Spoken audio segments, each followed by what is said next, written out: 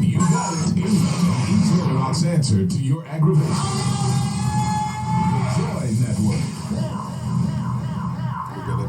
The views and opinions expressed today on Black Focus Radio are not the views and opinions of the station, its management, or its advertisers. Now, let's get ready to focus on our issues, our solutions, using our voices on Black Focus Radio.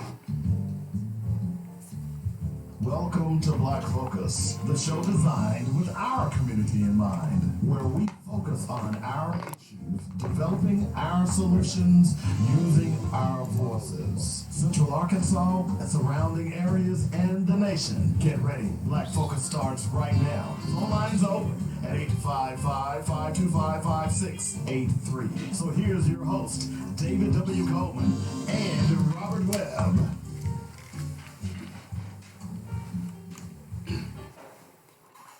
All right, what's happening? Welcome to the Tuesday edition of Black Focus Radio. Our issues, our solutions, our voices. Excuse me. 855-525-5683 is the number. That's how you get in touch with us, of course. You can check us out on YouTube, Instagram, and Twitter. Also, make sure if you miss any part of the show, download the Joynet Radio, I should say the Black Focus podcast. Make sure you get it right, dog. Make sure you get it right. No doubt. And if you're tooling around in your car, if you haven't already downloaded the Joynet Radio app, you need to go out to joynetradio.com and get that taken care of. That way you can carry us everywhere you go. Let me welcome into the show my co-host, Robert Webb. Hey, Robert, how you doing? What's up, Black? I'm doing pretty good. I'm hanging in there. A lot of stuff to talk about today. I will tell you that I got a couple of things I need to get off my chest today, and I'm gonna tell you right now what they are, and then we're gonna do Black Facts, and then we're gonna come back and we're gonna do what it do. I just did that was like a little ghetto thing. Yeah, right there. it was. You gonna do what you do? Okay. First and foremost, I watched a Roland Martin piece yesterday relating to Snoop Dogg, Kale, and Okra. And Okra? Yeah. Kale and Okra. You know. Kale and Okra. Okay. And I'll get into it here in a moment. But in listening to that piece, I think a lot of people are missing why so many black men are upset. And I'm going to explain here in a moment. So I'll just read the tease. Two things I must get off my chest today. Roland Martin, Kale, and Okra. This is the last time I'm going to address this issue, but after watching Martin and his tacit defense of Kale and Okra and their black man subterfuge, you missed the point on why the anger is so visceral. The other one is yesterday, Mayor Frank Scott endorsed Michael Bloomberg, and many blacks seem to be riding the train. Today, we expose the bigot billionaire who has a white savior complex. So those are the two main things we're going to talk about today. Now, I don't care if you get mad, whomever you are, but I'm going to say these things today. This is David Coleman saying. I'm not Robert Webb, although I'm pretty sure Robert is going to agree with a lot of what I'm about to say, what I'm going to say. But, you know, black people, y'all ought to be tired of just falling for any old okie doke. All right? Oak and dope. All right? So I'm trying to decide, do I want to do Dr. Joy DeGry for the Black Fact? Or do I want, that's about 10 minutes, or do I want to do a Black Fact on the Middle Passage? Do a Black Fact on the Middle Passage. On the Middle Passage? Middle Passage, do that. Okay, so let's do the Middle Passage. All right, so let's go ahead and get it started. Dynamic Black Facts. Our culture, our history, our people. And by the way, I also posted online a actual diary of a former slave. I think that we talked about him once before, and he was actually a prince who was fully educated. and he wrote a diary in Arabic. You ought to check it out. It's pretty fascinating. The middle passage, never again. Being on board a slave ship was a dastardly experience. There you were, forcibly stripped bare naked, and with you were your father and mother, your friends and family, all berated together on the same vessel of madness. Humiliation became a great component of the active psychology of enslavement. For example, the Mandingo, which were the big, strong black male warriors, were being felt up. White men were filling their private parts by the oppressors who, for some odd reason, was fascinated by the black warrior's male organ. It was also recognized among the white slave masters that these black men had severed the foreskin, which was a strange and new phenomenon to them. Meanwhile, black women were being raped by the white slave captors as an experiment to experience something contrastive, and it was an immediate way to denigrate the entire race. The various atrocities that were manually conducted against the black slave was by far more than just to humiliate them or to demolish their mental strength that the slave may have mentally sheltered. It was a way of having the slaves come to the internal understanding that there was absolutely nothing that they could do to stay the hand of or stop the desires of their new white slave masters, that their black lives were totally in the hands of their oppressors. Once on board the ships, the blacks would be packed below deck. Captains of slave ships were known as either loose packers or tight packers, depending upon how many slaves were crammed into a space they had. Most ships, especially those of the latter 18th century, were tight packers, carrying a huge quantity of slaves who were often forced to lie in spaces smaller than that of a grave, or in some cases stacked spoon fashion on top of one another. Regardless, life for a slave in between the decks, as they were called, was extremely uncomfortable. In addition to extreme overcrowding, there were inadequate ventilation, not to mention little or no sanitation. Although some captains would have their crew periodically clean between the decks with hot vinegar, most chose rather to leave them alone, resulting in their atrociously unclean conditions. In addition to disease and suffocation below deck, it would not be uncommon to find the body of a slave completely covered in lice. Eventually, after the arduous 3,700-mile voyage, the slave ship would reach North America. In order to strengthen them before sail, the slaves were normally fed better in the days directly before their arrival in the New World. However, their suffering was far from over. Before they could be sold, the slaves would be oiled and to make their skin shiny, and any imperfections, such as scars from whippings, would be filled with hot tar in order to improve their appearance and get the best market price. Most slave ships would not be allowed to dock in the ports which they came to due to their horrid stench and the fear of the spread of disease, which had been spread throughout the ship. Therefore, the slavers would drop anchor a few miles offshore and carry the slaves to land in smaller boats which had been stored aboard the ship. The slaves would then be sold at auction and would live through the rest of their lives in wicked involuntary servitude. Clearly, life on board the slave ships were hellish for black captives. Tools of the slave trade, for example, were things like metal lace whips used to cut into the flesh of his victims, shackles shackling people together whilst the iron shackles bore into the flesh of the slave as they were transported. The captains needed to keep the slaves in acceptable condition physical condition if they were to be sold at high price. So each morning after breakfast, the slaves were danced on deck in order to give them exercise. Still shackled together, the men were forced to jump up and down until the flesh of their ankles were raw and bleeding from the iron chains which bound them together. The women and children who were free of the bonds were better able to dance to the rhythm, and that pounded out on an African drum or iron kettle, sometimes with the accompaniment of a fiddle or African banjo played by a crew member. The slaves otherwise were kept miserably in between the decks. Enjoyed the dance, and as it was their only form of physical recreation during the entire day.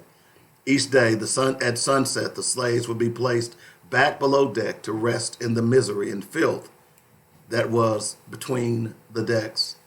During the morning exercises, members of the crew roved about the deck carrying whips and would beat those slaves who refused to dance.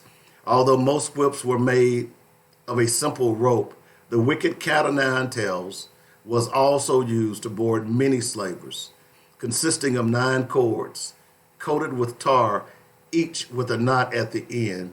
The cat o' nine tails could slash the skin of a slave's back to ribbons in just a few lashes. Torture was generally utilized to control and to instill long-term fear. The speculum oris was another historic tool that would most certainly be on display at the imaginary slave memorial.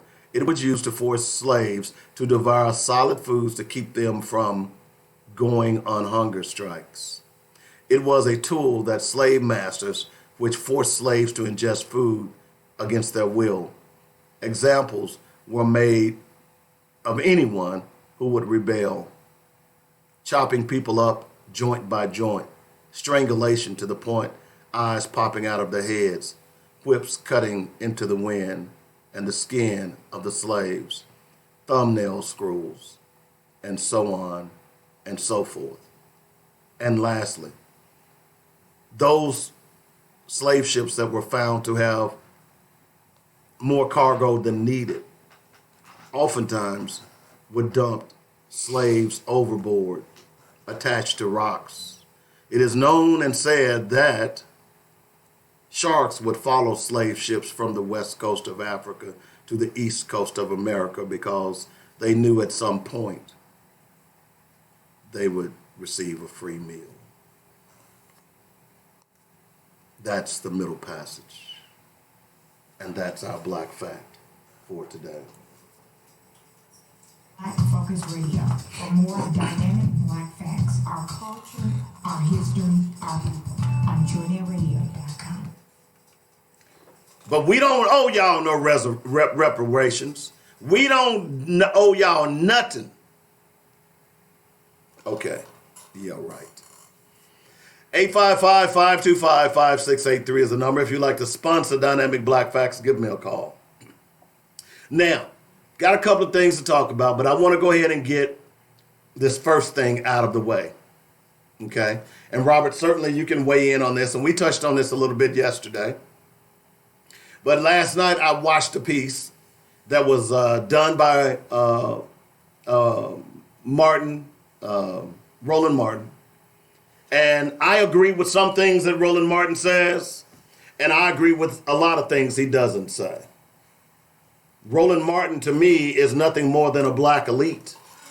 And I think quite often he uses his platform in order to shame some and ignore others. He does that quite often.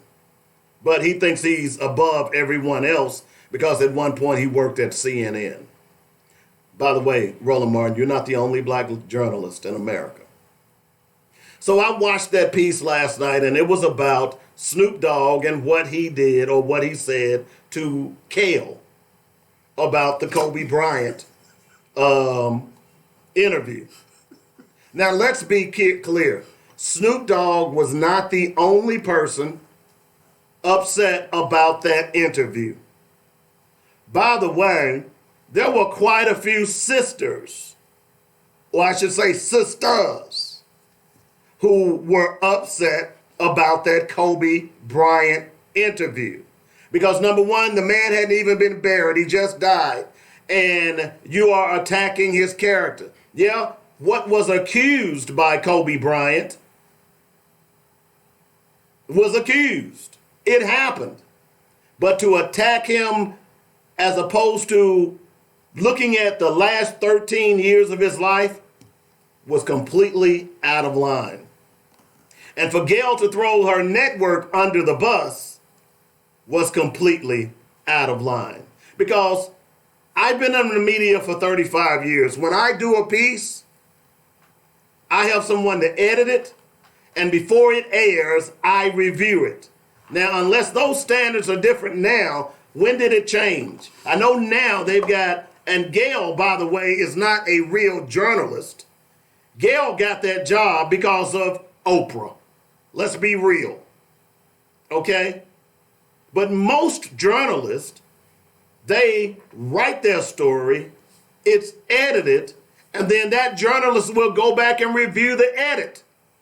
And if they don't like the edit, then they approach the editor. Now, the editor's job is to say it stays or it goes. Where was Gail when this piece was being edited? But that's not my complaint. Because I don't care how you look at it, Gail was out of line as a journalist. And those of you who want to come back and argue that she was doing her job, she was doing the white media's job. Because if Gail was really doing her job, then why isn't she going after white predators? If Gail is doing her job, Roland Martin. And by the way, what you all don't get about this, and the reason black men are so angry, is that fact. No one is trying to defend R. Kelly, Roland Martin. No one is trying to defend Bill Cosby. No one is trying to defend any of these black men that have been accused of sexual predation. But when you don't talk about the white ones, you are defending them. Exactly, and that's where I'm going. And I thought that's where you were going to go in your piece yesterday, Roland Martin. I thought that you were going to say, because you claim to be a black man, that here's why black men are so angry. Here's why I'm so angry about it. Is that Oprah and Gail have friends with a spiritual advisor who was just convicted of 19 years for 19 years for preying on young girls and boys. This is your spiritual advisor, Oprah. You haven't done a documentary on him. Gail, you did a show on CBS with another predator.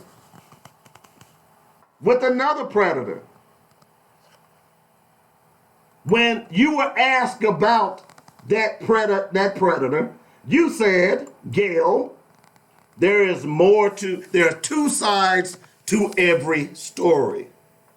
In other words, you were defending old Charlie. Mr. Charlie. That's probably what you called him, Mr. Charlie. You defended him. You said there are two sides to every story. Okay?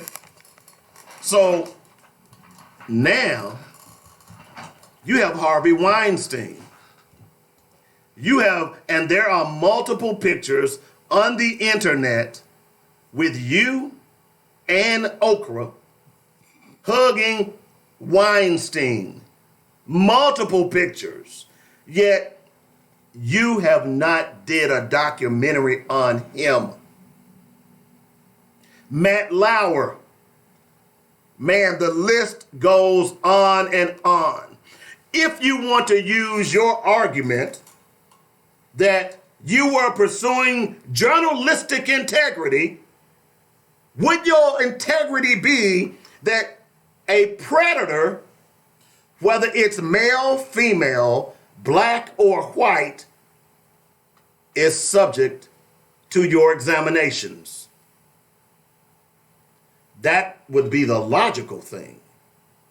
But the fact of the matter is that you all aren't being logical because so many people want to defend Oprah and Kale and not paying attention to what Oprah and Kale are doing to black male relationships with black women. I'm sorry, all black men are not predators, Kale and Oprah and Roland.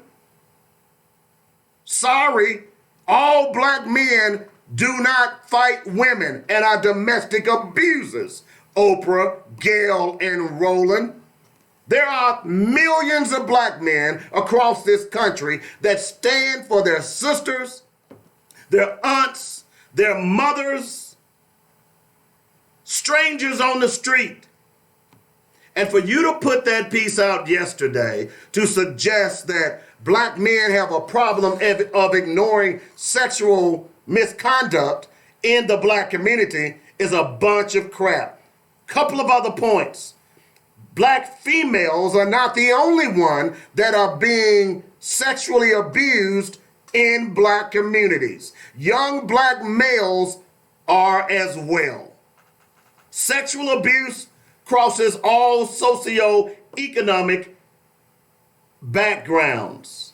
And by the way, some of those predators are women.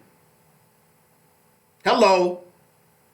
But here's the point that you all are missing, is that after all of that, the anger, that visceral anger that Kale experienced, that Snoop Dogg echoed by many of us, is that you're not doing it to the white boys. If you were doing it to the white boys like you're doing it to the black boys, we wouldn't have a problem. I have a problem with you because you are ignoring the Harvey Weinsteins. You are ignoring the Matt Lauers. You are ignoring your spiritual advisor and your co-worker and the many others who have been doing this for decades. And you are ignoring those people because they sign your damn checks. So don't come here with your holier than thou attitudes about, oh, he called me a bad name. It ain't the name we call you, it's the name that you represent. And what you've been representing, Kale and Okra, are sellouts. And I rest my case. Robert? Ooh, I feel so much better now. Nice segue, brother. Hey, man, honestly, I really hate seeing black on black crime. And that's black on black crime at the highest level. It is what it is. Now, honestly, I saw the interview. I saw the whole interview. I did too. And, it's hard for me to wrap my mind around the why. The why was it important to do it, right? That was hard for me to wrap my mind around that. Well, that's white media. Well, Think about it. No. When a victim is hurt, when a black person is injured or hurt or whatever, what does the white media do? The first thing they do is dredge up the negativity. Same thing police do. Oh, well, 20 years ago, we caught him smoking a joint. Right. So he deserved to die. Well, what was the issue for me is that I just had the question in my mind, what was the impetus behind bringing up the sexual assault thing? I mean, am I trying to say they shouldn't have? No, I'm saying, I think sometimes people don't take into account people's kids and family members, True. During the time of grief, and everybody's talking about TMZ. There's a difference. I feel there's a difference between what TMZ did and what Kale did. I feel there's a difference, right? Because if somebody came on our show and I knew something about them personally, I wouldn't dare ask them that on the show. Mm-hmm. Because that's not what we're about. We ain't about your personal life. Mm-hmm. That's your thing. Mm-hmm. We're about your political life, mm-hmm. right? And how your political life impacts us. Mm-hmm. And you often hear people say people's political life and people's private life impacts their political life. Yeah, get out of here with that. Now, if you get some guy who's, it's not like if you got some guy who's gambling away all his money, then yeah, that might have an impact. But we're not talking about it. That's not what this is. This is about a basketball player, right? He's a basketball player. To some, he's a role model. Those guys have never been role models to me. No. They've never been role models, No. right? Movie stars, whoever. They've never been role models. They've been entertainment. Mm-hmm. That's why I tell people when they die, I don't lose any sleep. I don't feel sad for them because I don't know them, right? I mean, it's different. And they don't know you. And they don't know me. It's different if you passed away, Dave. I'd be a little emotional because I see you every damn day, right? That's different than losing a Kobe Bryant. And Kobe's dead. Okay, so what's next? Who plays tonight, right? And then stops. So for me, I thought it was unnecessary. I thought the whole thing was unnecessary. But that was pretty much it for me. I don't have the same vitriol that everybody else does about it. And the reason why is I don't really I don't really care. Well, and that's an interesting point, but see, I still think that people who are upset at Snoop Dogg and all the others are missing the point. But you can't be upset at Snoop Dogg. I even saw a thing from my man, Big Worm. I saw that too. I even saw him do I one. saw that too. And what bothered me about his is that I've never seen him go in on anybody ever. Right? I saw that. And to see him go in kind of made me go, dang, maybe this is, And that's why I'm saying people are not understanding. See, it's almost like black men can't get angry. Well, no. Okay? It's like we shouldn't. Oh, right. There are certain things black men ought to get angry at. And this is not one. And this is not one of them. And you can't get angry at a black woman. Right. Okay? Which is bull. Yeah. Okay? Because black women get angry at black men all the time. And everybody, go girl, high five, you tell them. But when black women cross the line and black men get angry, then all of a sudden y'all want to say, oh, well, you're not supposed to do that. Gail crossed the line. But even more so than that, it's not that what she said in that interview, because it offended me that you kept pressing. You knew Kobe and Lisa Leslie were best friends. You know what? It's almost like you're pressing the best friend to disown her best friend. I got a lot of dear friends. I've got some best friends. And a couple of those best friends have done some dog stuff. But you know what? They still my best friends. Long as they ain't murdered nobody. And for you to do that, that's what offended people. But even more than that, it was the fact, as what I said earlier. Okay, Kobe's fair game. R. Kelly's fair game. Bill Cosby's fair game. Michael Jackson's fair game. But if anything, I would have had a little bit more respect for them if they did a story and it talked about the level of punishment for Bill Cosby, even R. Kelly, versus Harvey Weinstein, Matt Lauer, and all these other guys. I would have had a bit more sympathy for them doing all this if that's something that they did and they had some kind of backlash from it. But they didn't do that. That's not. And that's the point. That's not what they did. Is that you have made, and it seems to me, your object to point out that, oh, look at the black men. Yeah, but okay, so let's look at this rationally. All right, let's do it. All right. So if you attack the black man, you attack the white man. Essentially, you're attacking all the CEOs, all the. Whoa, you just said leaders. something there. You're attacking them. You're not attacking Harvey Weinstein. Mm-hmm. You're attacking all those other white men, right? So what you do is you don't attack them because those are the ones that pay your checks. So what you do is, or write your checks. So what you do is you attack the one who is the least powerful in your opinion, and the one who has the least amount of control over you. Because you don't attack people who have control over you. Right. You attack people who have no control over you. You think you have control over them. So yeah, it's crazy that they did that, and I don't know, So let me tell you something. I'm really leery of coming out saying things about people. I'm really leery of coming out saying things about people when they say some crazy stuff. Like if somebody says something crazy, they'd be like, "Hey Rob, why don't you get my back, dog?" I'm really leery of that kind of stuff because, hey man, I can't come out and say I know you. I know you're a good dude. I know you didn't mean to say it, but me saying that, who gives a what, right? So I'm really leery of that, and I think Oprah should have taken a step back instead of coming out and trying to be in support of a friend. She Well, just taking a step. Well, what she's doing, she's projecting because she's taking that same heat. Because it was Oprah who did the Michael Jackson documentary and then had to have it pulled because the information in the documentary was wrong. Yeah. You see what I'm saying? You didn't do your due diligence as the so-called journalist that you say. But again, even more so than that.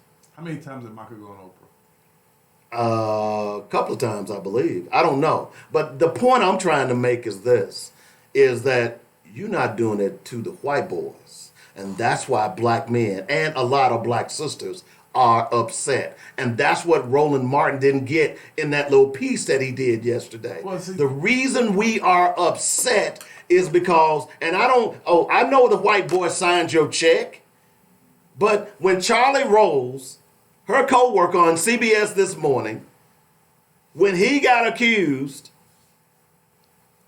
Kale comes out and says, well, there's two sides to every story. That's her co-worker, Charlie Rose. It makes you wonder, well, y'all playing hide to slummy. It makes you wonder, in some of the pictures that I've seen with Kale, with Harvey Weinstein, why you dressed like that with him? It makes you wonder. But even if you were, when you discovered that this man was a predator, and here's the thing, Robert, is that if that's going on in Hollywood with Weinstein, everybody knows it. Mm-hmm. You get what I'm saying? Mm-hmm. Everybody knows that if you, look, here's the thing. In some cases, some women are sent to those type of men, and they are told that, hey, girl, he kind of handsy. Don't get offended. Do what he wants. He'll get you this role. I'm not saying all, but that happens in Hollywood. We know that. All right? So Kale and Oprah had to know that Weinstein was doing what he was doing. Turn a blind eye. You don't. But you turn a blind eye to him, and you kissing all over him on pictures all across the web, but you want to attack Bill Cosby. Yeah, because again, Bill Cosby has no control. And I'm not defending Cosby. I know. I'm not defending R. Kelly. You know, I've been on this show and I've ripped R. Kelly. But the point I'm trying to make here is that, hey, here's what black men want. And caller, hang on a minute. We'll be with you in just a moment. Here's what black men want. And this is what every black man that I've had this conversation about with. All we want is to be treated fair. I don't want a handout. I don't want a hand up.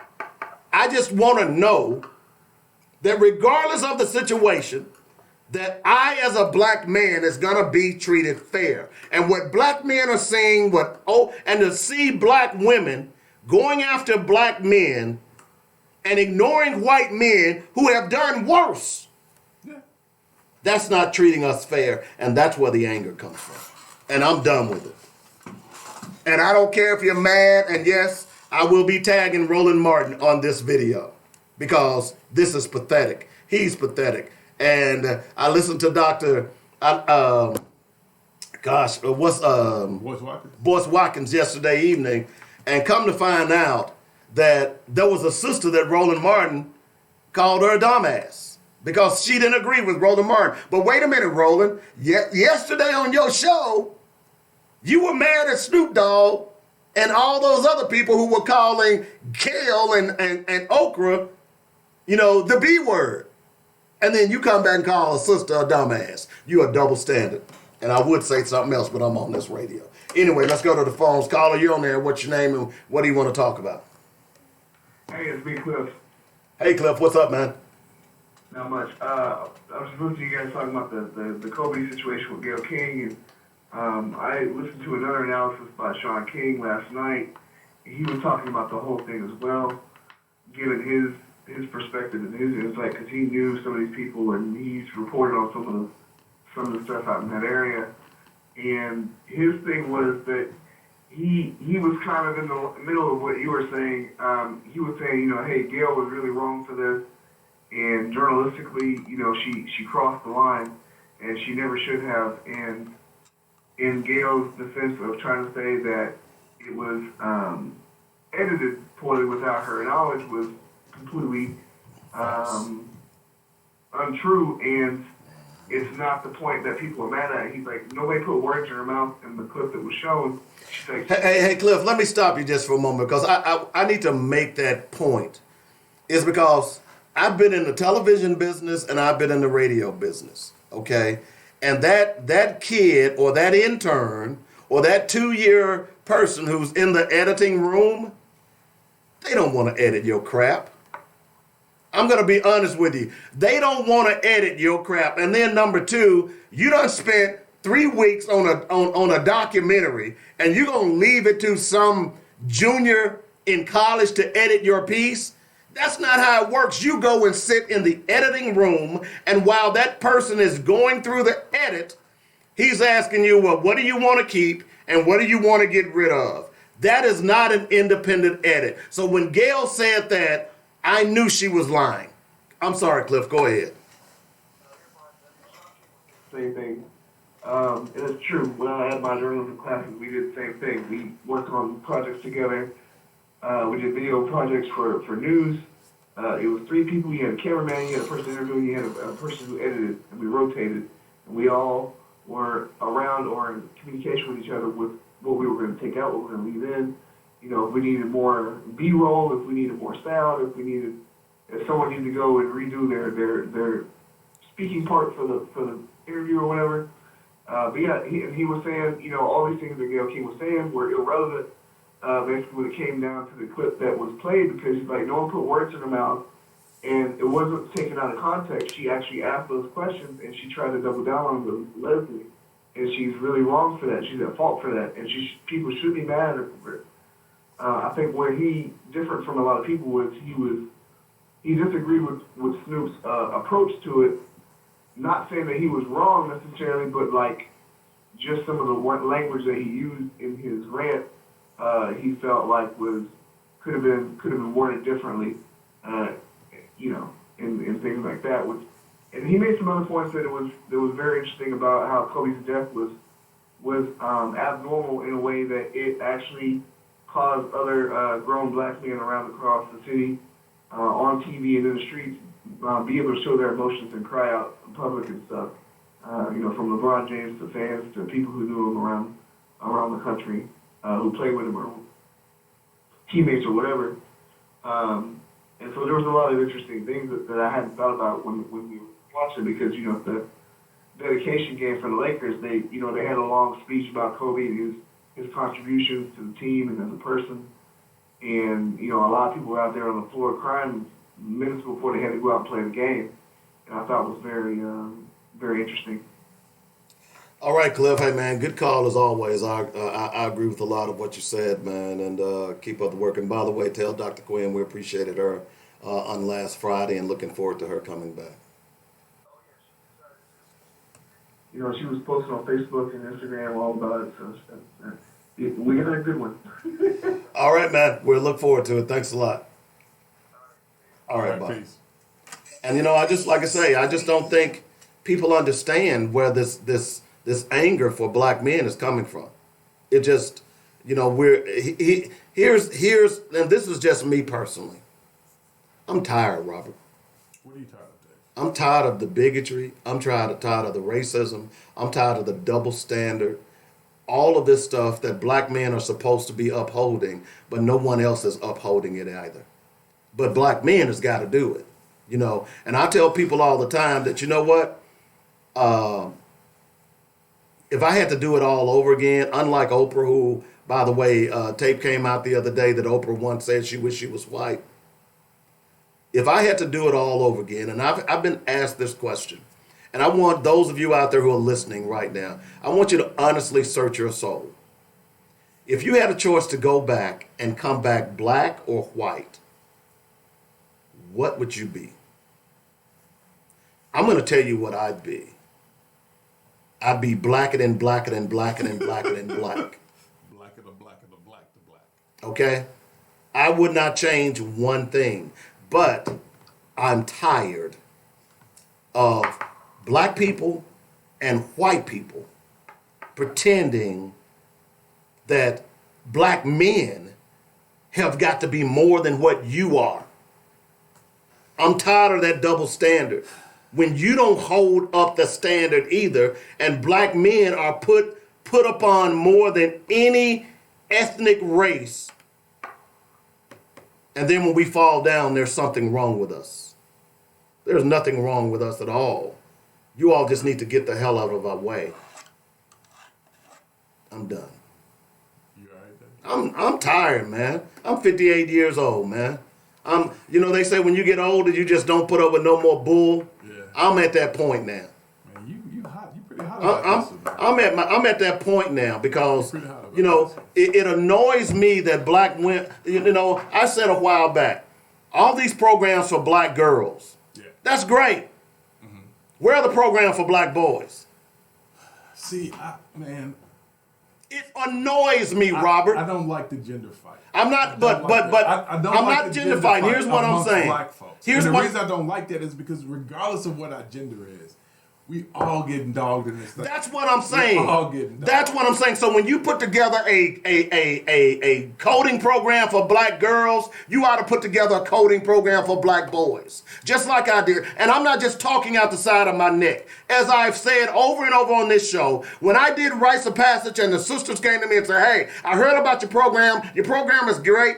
My program was just called Rites of Passage. It's called Rites of Passage and Queenship because when those sisters came to me and said, hey, our black girls are suffering just as bad as our black boys. I said, you know what, sisters?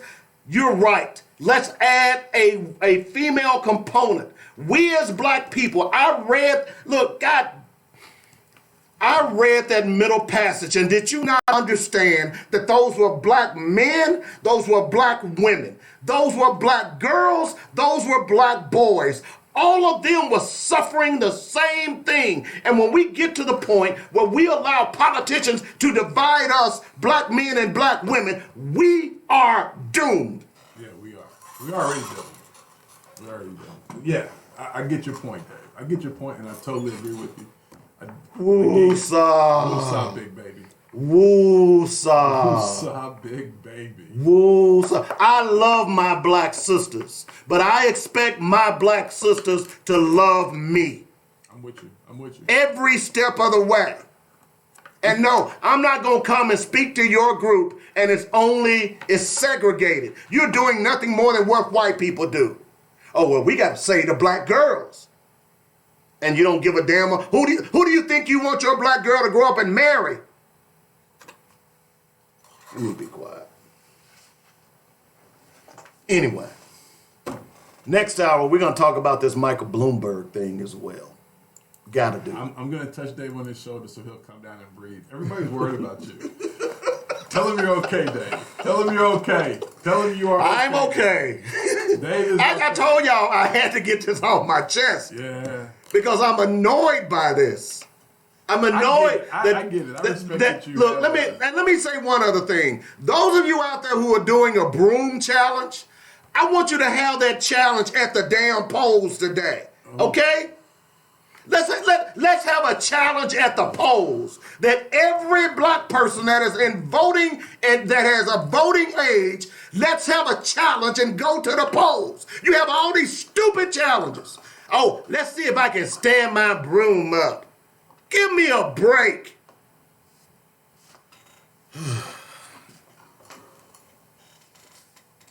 I'm okay.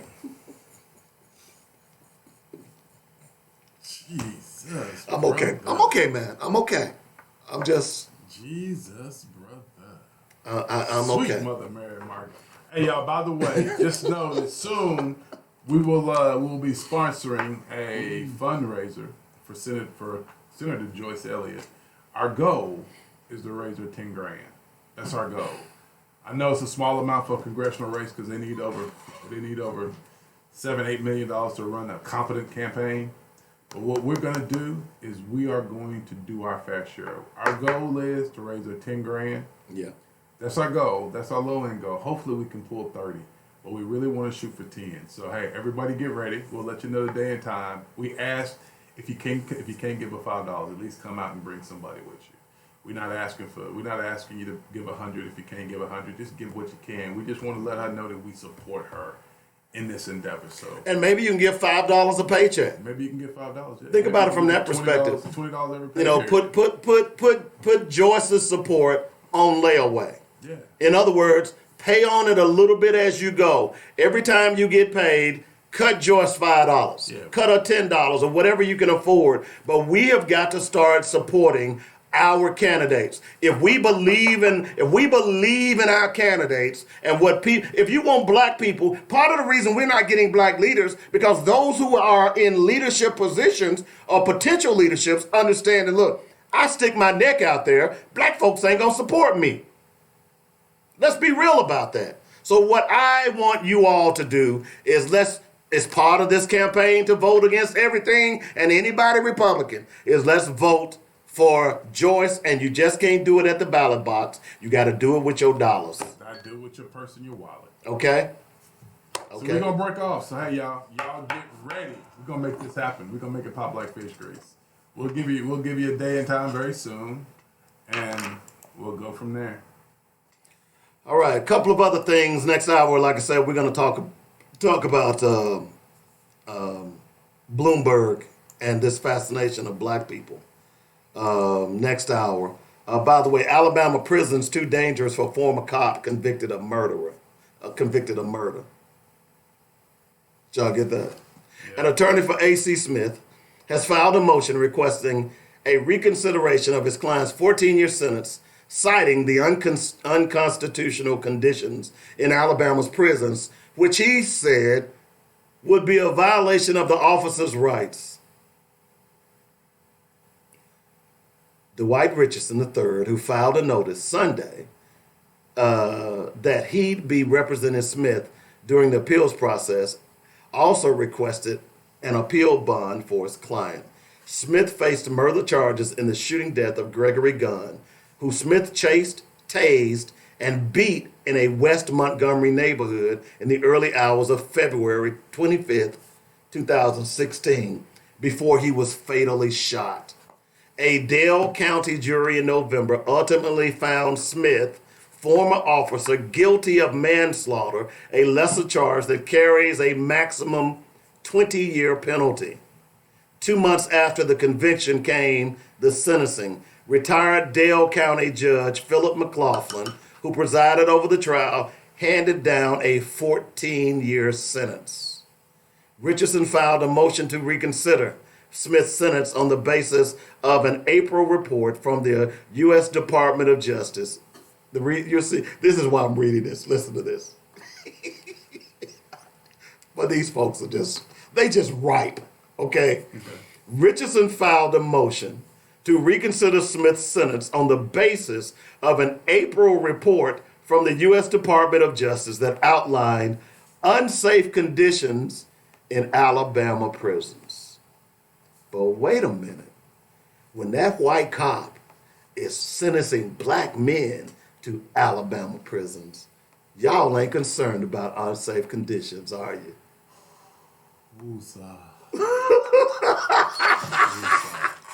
That's why I read that. I think that's truly an oxymoron wrapped in a conundrum. Whoa! That's oh my gosh! I can't go to jail, y'all. Y'all haven't kept them up. Y'all haven't done the proper maintenance on the jails. Boy, I need to be in some prison luxury. Man, when I read that last night, I said, man, I got to bring that up on the show. This prison is beneath me. I'm going to send the little blackies to jail, but I ain't going down But I'm there. a white man. I need y'all to add some amenities to that joint. Do y'all have tire service? Y'all have tire service? Do I get a masseuse? I need a masseuse. I need a full-cooked homemade meal every now and then. Dave, this reminds me of the white woman who jumped in the middle of the Arkansas River and swam the shore. That's what this reminds me of, Dave. Oh, see, you want to bring that up? I'm just saying I'll never forget that, Dave. That was just hilarious. It did happen. Okay. She jumped in the middle of Arkansas River and swam the shore. I don't know if she jumped in the middle of where, but she jumped off the bridge into the river, according to the reports. If that woman jumped off the bridge, she had to be black. You know why she had to be black, right? Why? Because if she was white, she'd have been on every billboard there is in America. They'd have been saying, she did it. She did it. She's amazing. My God, she's amazing. She jumped in the middle of Arkansas River and swam to shore. Through alligators and everything. Alligators and sharks, shark-infested waters. She swam to shore. The amazing story of Helen of Arkansas River. You're just being bad. That's terrible. You're being bad. Forgive me, please. 855-525-5683 is the number. Let's see. I want to Trump's Ukraine goons against Marie Yovanovitch. So I read this piece, and I won't get into this. Y'all get an opportunity. This is on my wall as well. They call it a potential mob hit. Oh, Jesus. They think your president was about to take her out. Oh, Jesus. I'm just saying. Yeah, he was going to call MS6. Y'all go get him. Do you doubt that he wouldn't do that at this point? No, why would I waste my time with y'all, man? If I'm the president, I ain't wasting my time with y'all. I know Democrats ain't gonna fight. Well, and that's the other thing I want to bring up. Democrats like that dude in the room who talking all the trash. That reminds me. What's that? So that you get a chance to listen to. We got a few more minutes to go in the show. This hour. That you get a chance to listen to the press conference yesterday with Vivian Flowers. Did you? I listened to bits and pieces, And it was basically the same that we've heard. I wasn't surprised. Nothing new. Nothing new that What did came Ron out. say? Did Ron say anything that? Not really. It was basically the same stuff. I mean, I think some people think that he's trying to use it as a political issue. Look, I'm gonna tell you like this. He didn't plan it. There are sometimes things fall in your lap. That fell in his lap. I mean, it fell in his lap. It definitely fell in his lap. Yeah. If can you blame him? No, you can't. If let's say, for instance, if Joy Springer was arrested, pulled over and treated badly, all y'all be raising hell about it. Y'all know you would. So I ain't mad at Ryan Davis for using this. Now he says that he isn't, but in a way you don't have a choice. You know what I'm saying? It looks shady either way. It don't matter, right? He's damned if he does and damned if he doesn't. Yeah. You see what I'm saying? But my thing is, I honestly don't think that will impact the election. I went to vote today, and when I cast my vote, I was the 11th person. So, wow. Well, I'm going after the show. So it don't really matter. I just think it's going to be an interesting race. Well, it's separate. They were separated by 60 votes, and then they're going to turn around and have to run again. Anyway, in December. No, in March. In March. They're Yeah. going to get it in 2 weeks. So it really doesn't matter per se. You can't, even if you are the one elected, you can't benefit from incumbency. Yeah, you can. How? Because you can actually put on your ballot state rep. Well, I guess. Whoever, yeah. Yeah, I guess from that, but still, what are you going to do in a session that's not even in session in 3 weeks? Well, it's more about now, more about just making the connections. I think that's what it's about right now. Making the connections, getting up to speed on what's going on, what's going to come down, what you're going to be facing next year. What is next? This year is the physical session, right? Is this Right, year the physical session. Physical session. Right. So next year, yeah, They're in session. Yeah, so you just getting abreast of what's going on. So I think winning right now, I think it could possibly bode well for whoever wins. Yeah. When is the election? March 3rd? March 3rd, yeah. So they go back again in 2 weeks. That's what I'm saying. So you're not going to benefit from it, no. And by the way, you're not going to reprint. You're not. If it's me, I'm not reprinting my ballot, my election paraphernalia in 2 weeks. In fact, because I don't have the budget. These guys don't have that type of budget. So you're going to reprint brochures and more than likely, knowing that you were being a runoff anyway, most candidates get more than they need. Exactly. So you got more than you need already, and more than likely, if you understand this election, these elections are decided by people like me, people like me and you who vote in every election, right? These elections are not decided by people who decide they want to go vote today. So the people who always go vote are going to decide who wins this election. So the thing about this is, a lot of us don't need the literature because either you're going to vote for who you're going to vote for or you're not. Right, So right. it's And I'm not saying who I voted for. Who I'm going to vote for because I'm not going to endorse anybody. But yeah, I know who you voted for already. I already know who your The person I prefer to vote for is not on the ballot. Who's that? I don't know. You don't know if they're on the ballot. Because they're not. Who is it? You missed the point. Oh, I got you. Okay, I got you. You missed the point. I did, didn't I? You know, but they're not on the ballot, so you can't vote for them. No, I can't vote for them because I got you. But I am gonna vote for one of the two. Is it a coin flip for you? It basically is. Okay. And if I could be clairvoyant and wonder if they could tie, yeah, that would be so sweet. I have to tell you what my criteria was for choosing who I was going to vote for. My criteria was very simple. I had two concerns. I wanted someone who I knew would stand their ground. That's all. Just wanted somebody who would stand their ground. And two, I wanted somebody who I felt would get in there and learn all they could to be effective. That's the only thing I could look. That's the only thing I could look for. And so I made my choice, and there it was. Yeah, that's the criteria by which you should vote today. Who's going to stand their ground? So I shouldn't just go in and close my eyes. You should just go in and close your eyes and poke one. You shouldn't do that. That's about what I'm. That's about what I'm doing. Neither one of them have shown any capacity that what you just said. Yeah. Knowing you drop your standards.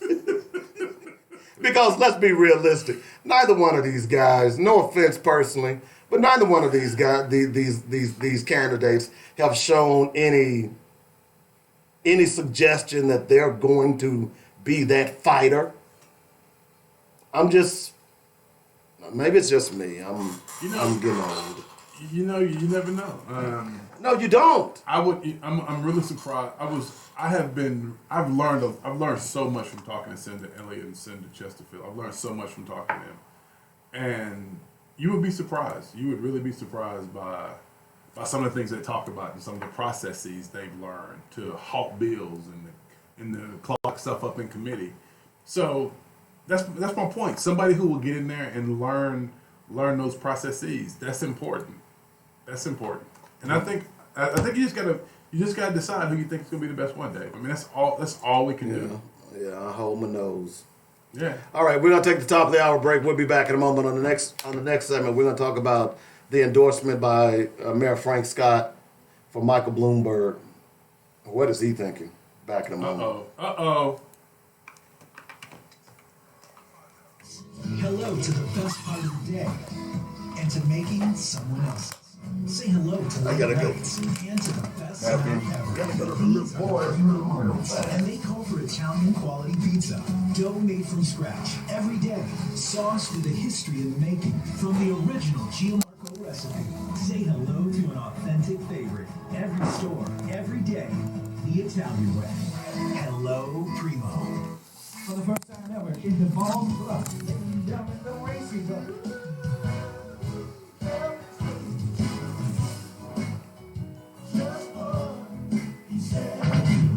Saturday, February 27th, for the Home Will Always Be Home concert. Arkansas's own Racy Brothers.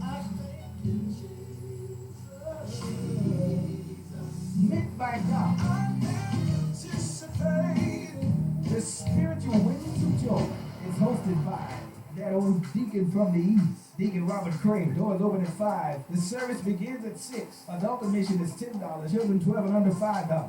At the DeVal's Bluff High School Auditorium, 710 East Sycamore. Don't miss Bishop Michael Thomas as he brings in also the Cheerful Rites and the Morning Starlights. It's the first time ever in DeVal's Bluff because home will always be home. On February 11th, a special runoff election will be held to fill the vacant seat of the late state representative John W. Walker. If you live in District 34, there is only one choice, Joy C. Springer. For more than 30 years, Joy Springer helped fight the good fight for all of Arkansas's underserved, underprivileged, and African American children throughout the city and state. As an elected member of the Little Rock School Board, she fought for equity for all of Little Rock African American children and their families. She fought to make sure that the schools in Central Little Rock were as good for our children as the schools in West Little Rock. She fought against the state takeover of the Little Rock School District and continues to advocate for those whose voices have not and cannot be heard. For more than 30 years, Joy C. Springer has fought for you. On February the 11th, let's continue John Walker's good fight and elect Joy C. Springer as the next state representative for District 34. Early voting February 4th through February 10th. Paid for by the committee to elect Joy C. Springer. Pastor Dwight Townsend of the Lonely Baptist Church in Little Rock. The decisions judges make impact every area of our lives and communities. As a pastor, I see the need every day for judges to be fair and impartial. LaTanya Laird Austin is running for Circuit Judge Division 9. Ms. Austin not only has the experience, but she has a proven record of serving the people of our community. On March 3rd, join me in supporting Ms. Austin and vote for LaTanya Laird Austin for Circuit Judge Division 9. Paid for by the committee to elect LaTanya Laird Austin.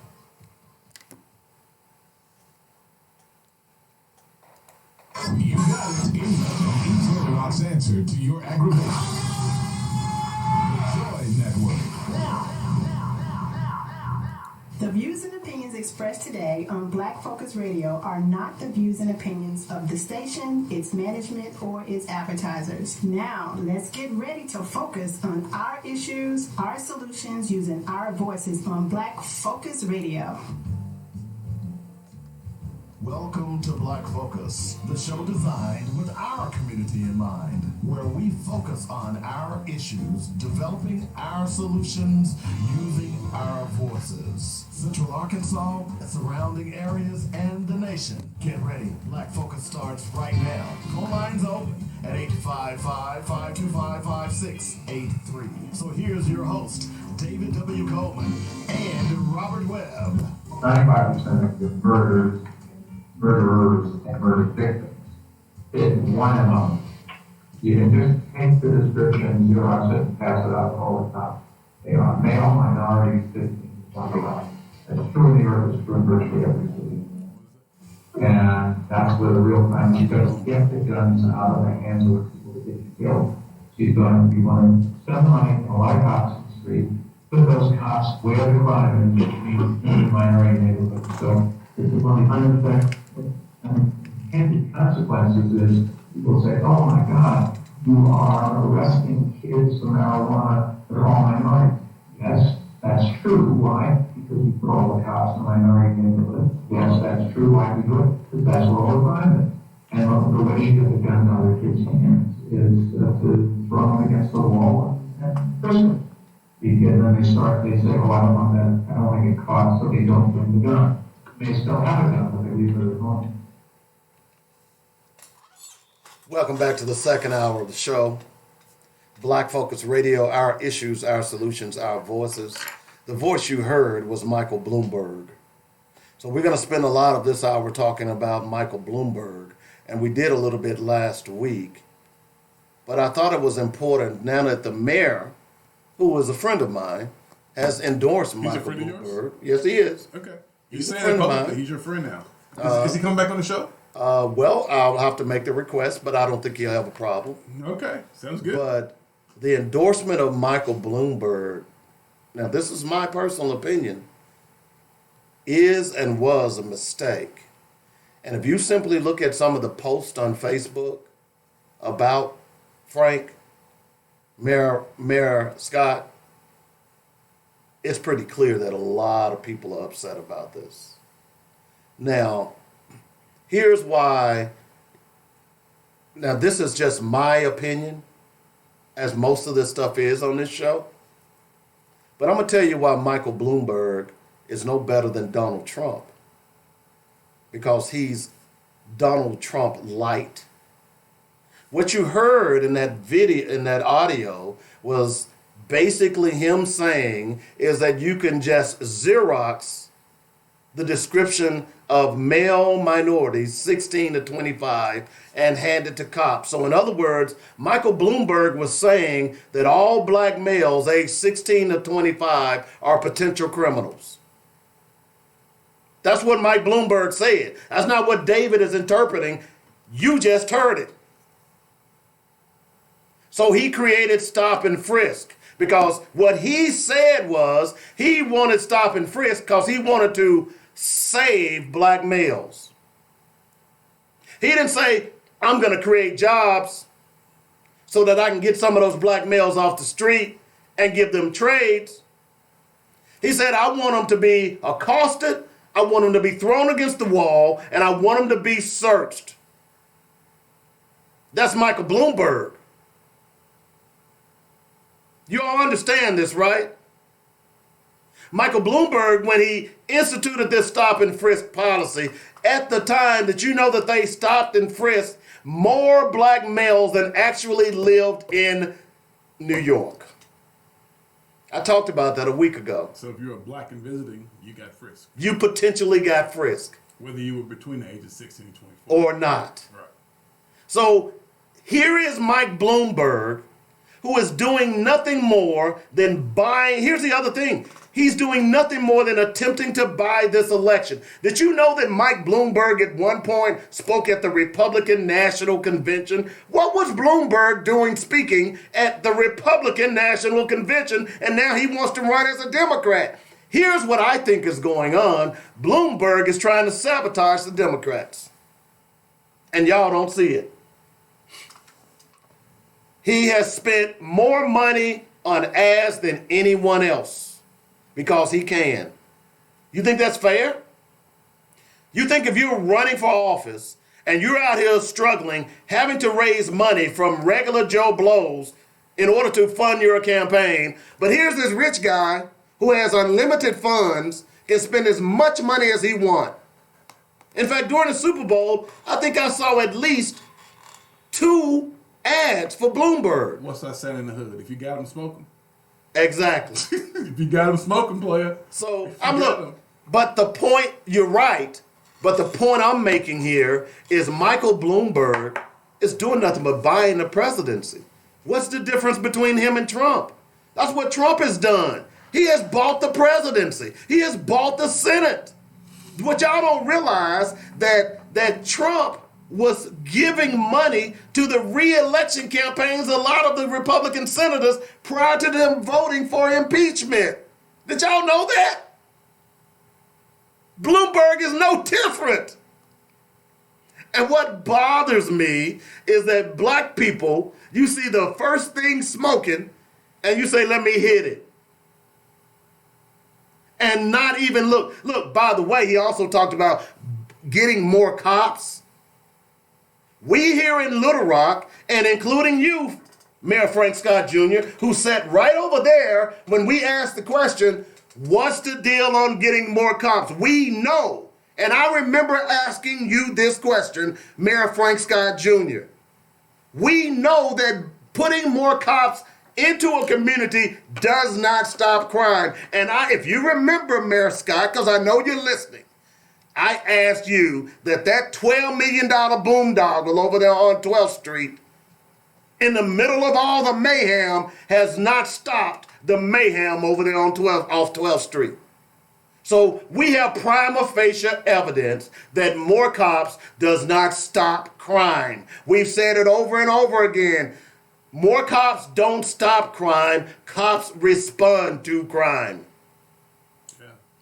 But Bloomberg seems to believe that more cops and putting them in black neighborhoods will stop crime. Well, what about that crime that was happening in upstate New York, Bloomberg? What about all that drugs and mayhem that was going on in upstate New York, Bloomberg? Now, I know you want the mayor of those counties, but if you would have put cops in white neighborhoods and stopped white kids, would you have found marijuana? No, you would probably not have found marijuana. You would have found PCP. You would have found Molly. You would have found opioids because that was their drug of choice during the time that you were mayor of New York City. Dave, you don't like Bloomberg, do you? Not at all. This is the problem I have with all elected officials. Their cure for crime is always more police and bigger jails. And we all know we all know police don't prevent crime. Nope. You got to call a police for him to come out. He doesn't prevent crime. Somebody has to notify him that a crime has been committed. Jails don't deter people from committing crime. And by the way, they don't arrest everybody who commits crimes because they didn't arrest those white folks who shot at Ryan Davis and Vivian Flowers. No, they didn't arrest them. But again, Koski felt it important to apologize to the police. I just want to send this out to my friend Frank, Mayor Scott. I just want to send this out to Mayor Scott, and hopefully he'll share it with his friend Mayor Bloomberg. Hiring more police is insulting to black folks. It's insulting to me because I understand very clearly now that hiring more police does not improve a community. It only goes to help kill a community faster. If you really want to have an impact on black lives and in black communities, create opportunities. Work with organizations who are creating opportunities to help black folks. More importantly, fix the education system. Fix education for the black kids who are falling through the cracks. We have to figure out a way to give them opportunities. We have to figure out a way to give them access that other kids have, other things that kids have access to. Because unfortunately, kids in certain neighborhoods just don't have access to certain things. And if they don't have the access, then it's safe to say that they're not going to be successful, or I shouldn't say successful, but they're not going to be able to reach that next plateau. And so if we want to talk about hiring more police, yeah, that's the 18th century solution to crime, to hire more police. But if we really want to get serious about crime, let's talk about creating opportunities. Let's sit down and figure out ways we can put people to work in our city. Find not just resources, but find avenues that we can give people an opportunity, where we can give opportunities. Because at the end of the day, if we're not creating opportunities in our own city, and by that I mean, economic development, helping small businesses grow and hire more people, those are the things that we have to do if we really want to see crime decrease in our city. Guys aren't selling dope because they want to. Guys are doing that because they feel they don't have any other option. If you are hopeless and you feel you have nothing to lose, then hey, what do you have to lose if you feel you have nothing to lose? We got to give kids out here a reason to want to be successful, and currently we haven't done that. We just got to figure that out. Figure out how to do that. Well, the problem is this: if Bloomberg was sincere, then he would have put policies together. And I've said this over and over again. And let me just say this again for you all who all of a sudden who's jumping on this bandwagon. Rich white men don't give a damn about po folk. Whether you white po, you black po, you Hispanic po, or you Asian po. Rich white men, the only thing that they give a damn about is their money and how much more they can make. So if you, for whatever reasons, believe that Michael Bloomberg, who has already exhibited that he doesn't care about your people, he'd rather abuse them, then you're a fool. Here's what he said when he was asked, addressing a black church in Brooklyn. Bloomberg said he was sorry and acknowledged it often led to detention of blacks and Latinos, that being stop and frisk. He says, I can't change history. However, today, I want you to know I realized back then I was wrong. Now, wait a minute. You just now saying that? Bloomberg fought a ACLU lawsuit that said that this was unconstitutional and refused to rescind this policy until the lawsuit was upheld. The apology, however, was received skeptically by many prominent activists. Here's D. Ray McKesson. And it is convenient that Bloomberg subtly apologizes, but has done nothing to undo the immense damage he has caused on countless lives. His apology is not accepted. Now, let me give you an analogy of this. Slavery. White people know slavery caused immense damage to our ancestors and our current status in America. They ain't even apologized. Now, if they need something from the black community, the first thing they're going to run and do is, oh, I'm for reparations. I apologize. What they did to y'all is wrong. But up until this point, they haven't said anything. Those of you who don't remember, stop and frisk gave police wide authority to detain people they suspected of committing a crime. And Bloomberg aggressively pursued the tactic when he first took office in 2002. Under the program, New York police officers made it a routine practice to stop and search multitudes of mostly black and Hispanic men to see if they were carrying weapons. Hello. Under Bloomberg, NYPD increased stopping frisk from 100,000 stops to nearly 700,000 stops per year. 90% of those impacted were people of color, overwhelmingly black and brown men. Black activists and data scientists tweeted on Sunday, Bloomberg personally has the money to begin paying reparations for this harm. Sorry, isn't enough. I'm just saying.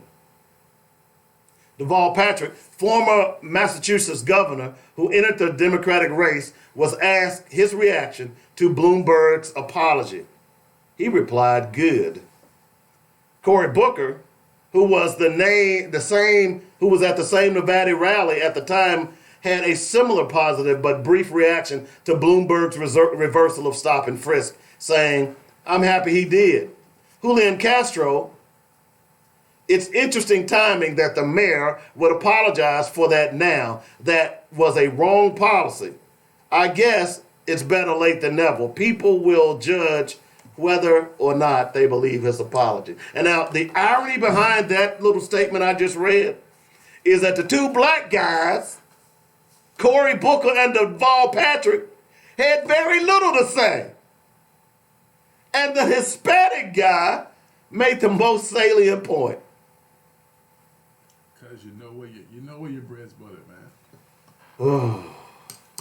So, on, brother, only you and I don't have nobody buttering our bread.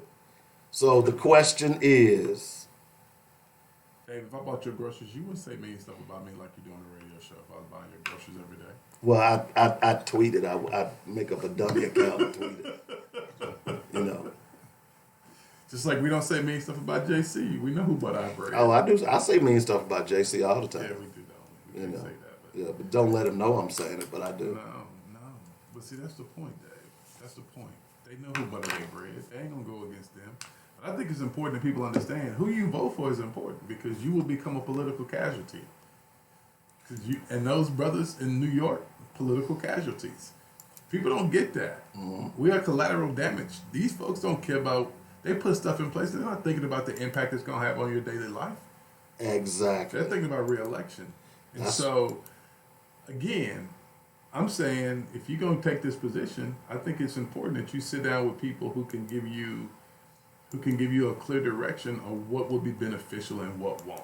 Because, hey, hire more police, that is not the way. Not right now. Our city's coming back now saying, hey, we're going to have a sales tax increase. Really?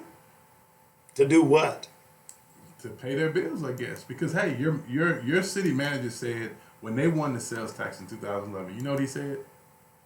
The city's set for the next 20 years. It ain't even 10 years, and y'all talking about y'all need another one? It ain't even 10 years yet, Dave. We are becoming political. We are political collateral damage. And whose fault is that? I'm sorry. And whose fault is that? That's our fault. Exactly.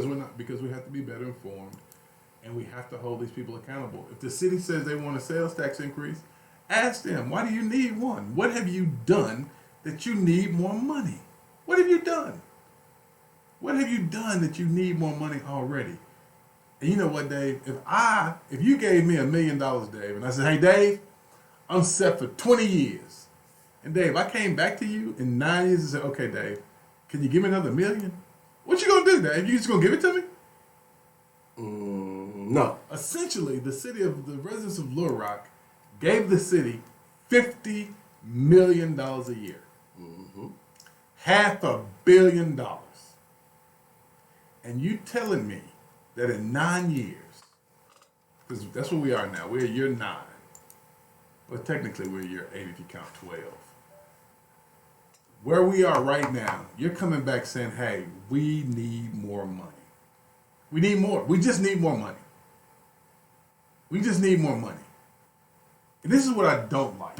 This is what I don't like. You got all this stuff happening right now, right? And we got all this crime in our city. And if they say that they're going to use, because when we gave them the first one, they said that was for safer neighborhoods and more jobs. I'm laughing. I go ahead. Tell me. Trump calls Michael Bloomberg a total racist for past stop and frisk policy. Isn't that called? Isn't that the pot called Nicole? Like, Lord have mercy. But no, if you want to give them more money, y'all feel free to give more money. Unfortunately, I can't offer any more to the city. But if y'all feel that y'all need to, y'all do it. Because they said it's going to create more jobs and give you safer neighborhoods. And so, folks, if you feel your neighborhoods are safer, feel free to give more money. Feel free. Do your thing. Well, there's not going to be enough people to go out and vote anyway to make a difference, because they're too busy standing up brooms. Yeah, got to get your broom to stand up. Dave, did your broom stand up? I tried. Mine didn't stand. Maybe I had the wrong kind of broom. I'm sorry, but I didn't give a damn one way or the other. Hey, really? Are you Sorry. like that? Man, You know, I have more important things to do. I spent 3 hours trying to get minutia. the broom to stand, and it just wouldn't stand for the Yeah, life of me. I went to like 12 different spots. But if I asked y'all to go and vote, y'all wouldn't show up. Nope, not gonna vote, but we'll make this broom stand. I'm willing to bet you that there were more people in your city that was trying to stand a damn broom up that will show up at the polls today. I'm willing to bet you. I agree with that. I'm willing to bet you. I'm willing to bet you that there were more people posting stuff about what happened on Empire than will show up at the polls today. I'm willing to bet you. Yeah, I'm throwing shade because the reason we're being ran over as black people is because we refuse to participate in a process that could potentially help us. We refuse, and then we get upset when they treat us like crap, when we get a Donald Trump, when we get a Michael Bloomberg, because you won't go and vote. It is not the panacea. It is not the be-all to end-all, but it is a process. It's like this. I got a gun. You're getting ready to attack me. What good is that gun if I don't have a damn bullet? Your vote is the bullet. But you don't even bother to look for it. That's why Michael Bloomberg can run. They think black people are stupid. Michael Bloomberg's candidacy, to me, is the epitome of a white male saying, y'all some stupid niggas. Yeah, I said it. His candidacy is the epitome of that. Because he ran a campaign. If you think Donald Trump is racist, and he is, here is a governor of a city who ran a campaign to harass and lock up your black boys. And now you're going to go and jump on his bandwagon and say, woo, he for black folks? Man, y'all stupid. I don't care if you're getting mad at me. I know what you're saying. Oh, Dad, you should be calling us names. Well, does it fit? There's an old saying, if the shoe fits, you can tap dance in it. And I'm tired of black folks tap dancing about these so-called white saviors coming into our communities trying to save us when ultimately they don't give a damn about you. Just as you all who are supporting, you black men who are supporting Donald Trump. You got a mama on Medicare? You got a dad on Medicare? You got a cousin, an aunt, or a niece who is on SNAP? Maybe you got one that's going to college who is needing a revision of her loan. Did you see Donald Trump's budget the other day? $8 trillion in cuts for the safety net. And Paul Mnuchin, his Treasury Secretary, just borrowed another $1 trillion to pay for the tax cuts for the wealthy. Those same tax cuts that Michael Bloomberg is getting. Michael Bloomberg, if you want to be a badass, why don't you say, I'm going to take those tax cuts that Donald Trump just offered me, and I'm going to turn it all over to the black community. I'm going to say all of those black people that were affected by stop and frisk, I'm going to pay them some money because I'm sorry. It was wrong. That's what you said, it was wrong. So that tax cut that you got plenty of money. Why don't you take that tax cut and turn it over to black people? Black kids. All those kids that you stopped and frisked. All those kids that were harassed by police. All those kids that was beaten up by police. But for simply walking down the street. Or simply going to school. Or simply going to the corner market for their mama who had diabetes. All of those black kids that you caused to be harassed by racist white cops, take that tax cut that Donald Trump is about to kick out to you and give it to them. Then maybe I'll think about voting for you. Y'all are crazy, man. Are y'all so confused? Y'all want a savior so bad that y'all will get on the next thing smoking. You don't matter where it's on, even if it's on the way to hell. I'm going. It's new. It's new. Don't ask questions. I don't care where the money came from. It's just money. It's manna from the sky. And I'm sorry, Mr. Mayor Frank Scott. This endorsement might come back to haunt you. It just might. Because at the end of the day, you cannot be satisfied. None of us can be satisfied with a millionaire. Look, he's not even going through the same process. And here's what annoys me about the Democratic Party. And here's where the Democratic Party is going to end up losing all of us. You've already lost me. This is why I'm an independent. This is why I say black people should be independents. You should not be kowtowing to one party or the other. But we know that the Democratic Party tried to undermine Bernie Sanders last year. We know that. Even now, Hillary Clinton, who is not even in the race, is still out here spouting off, thinking that she was supposed to be the president and Bernie was the reason. So she's spouting off, trying to do anything and everything they can to keep Bernie Sanders from winning this Democratic nomination. I think Mike Bloomberg is helping them out. Exactly. Now, that's where we're going here. Yeah, you're a conspiracy theorist. I never thought you were really a conspiracy Man, this is real. Until you start talking about stuff from outer space and getting signs from outer space, now I know you are truly a conspiracy theorist. Man, They think they put Mike Bloomberg in a race to foil Bernie Sanders' hopes. Look, they are already talking about, in fact, there's an article that I posted this morning. Let me see if I can find it real fast. That is suggesting that the Democratic Party is somehow or another going to undermine Bernie Sanders and not support him. So let me ask you a question. Okay. All of the other candidates have spent the last year going through a process of meeting the voters, being vetted by the voters, going to different states to campaign. But guess what? This Yahoo from New York ain't had to do that. As a matter of fact, those guys like Kamala Harris, Cory Booker, Julian Castro, all of them were deleted from the race because they didn't meet a certain threshold from Democratic voters who made donations to them. Right. You understand that, right? I do. So, in other words, and those of you who don't understand what I'm saying, you had to get a certain amount of regular voters to make campaign donations to your campaign in order to continue on as a candidate. Right. Michael Bloomberg hasn't gotten that. But you know what the Democratic Party has done? You know what they've done?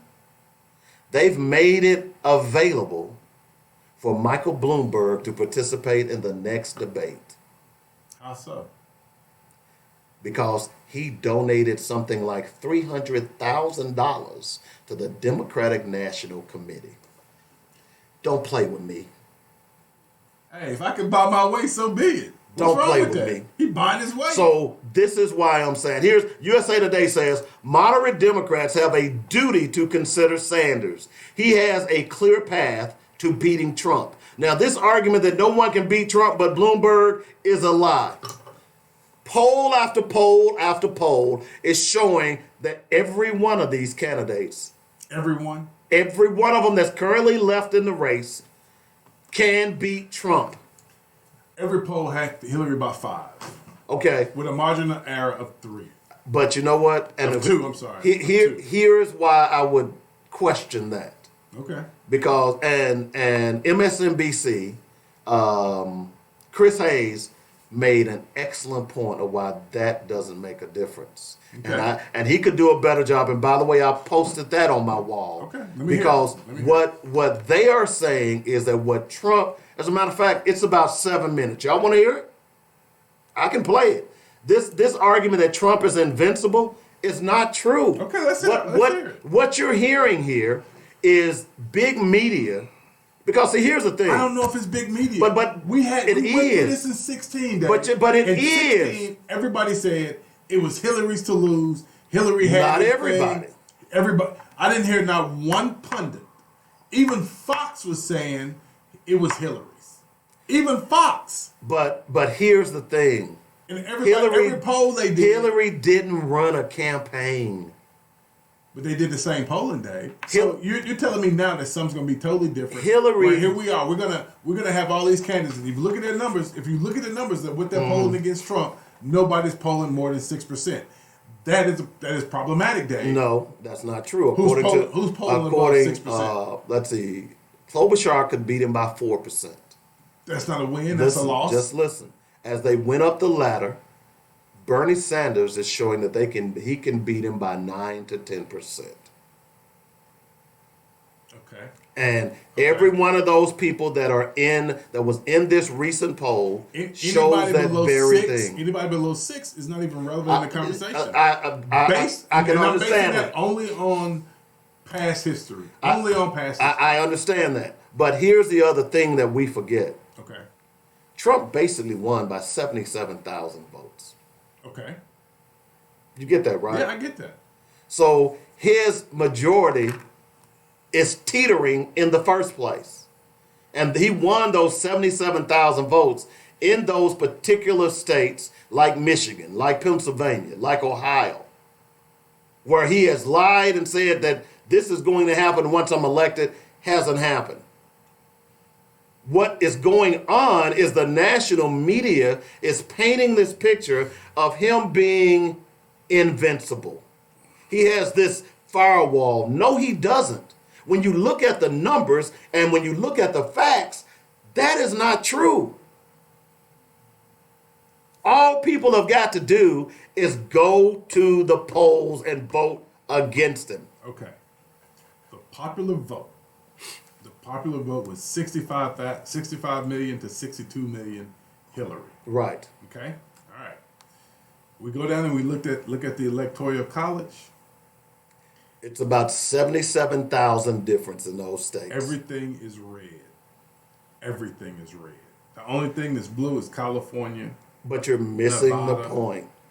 By what Seattle, number did he win those states? Oregon. Just like New Hampshire today, he won New Hampshire by, if I remember what they said last night, he won New Hampshire by just, no, he lost New Hampshire. Hillary won it by 2,600 votes. He lost New Hampshire. He lost Maine, Rhode Island, Connecticut, New Jersey. Delaware, he won Michigan, D.C., Ohio, and Pennsylvania. He won the ones he needed to win for a combination of 77,000 votes. You get that, right? Yeah. So even though that map shows all red, when you really look into the numbers, he won by the skin of his teeth. Right. But what counts is W or L. And so now we're having this same conversation again. So you gotta tell me which candidate we're talking about here is gonna win. Which candidate here we're talking about is gonna flip one of these red states. Because if you ain't flipping the red state, it's pointless. If you don't take Stacey Abrams, you ain't flipping Georgia. If you don't take if you don't figure out how to win one of these red states, and either Texas, the only state Georgia he needs to win is Ohio. No, I'm talking about Democrats now. I'm not talking about Republicans. That's what I'm saying. Those states that I just named, that's 77,000 votes voted for Obama in 08 and 012 and 12. Yeah, but what's the difference? Those are white women who thought that Obama looked like the baby they would have had if they was with their college boyfriend. Those women bailed on Democrats. They bailed on them. I agree. If me and Jake had a baby, he'd be Obama. And little black babies are so pretty. He'd be Obama. They so pretty. They got nice hair. Obama, that would be my son. And they got nice skin complexion. I can see women sitting around the tree going, that Obama's something else. You know what, girl? Do y'all remember when we was in college and I dated Steve-O, the DJ? If I had a baby by him, you know who he would have been? Who he would have been, girl? Obama.